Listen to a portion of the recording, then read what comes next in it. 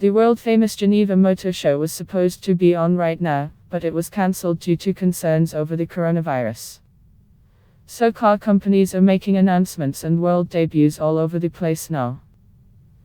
Today, the China 21C hybrid hypercar was given its first public outing in London.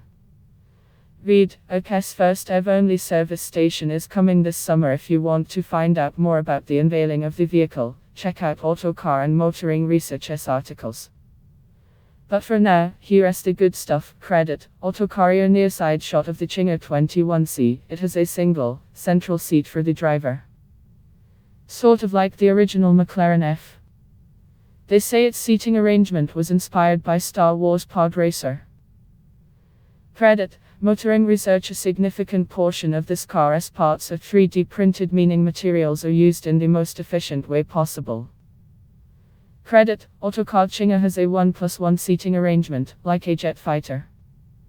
I don't care what you say, it is cool, and that's that. In fact, China doesn't refer to the second seat as being for a passenger, it is for your co-pilot.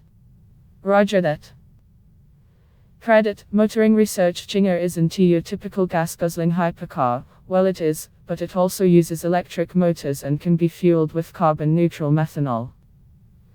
China says there are other options besides fully electric drivetrains.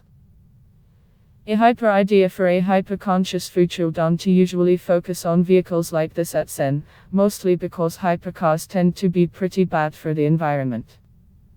But the China is a little different. It is produced using 3D printing, which means each component can be computer modeled to find the most efficient way of making it. It also means there is barely any wasted mate. You can read full post on Cryptophans News, link available in text below.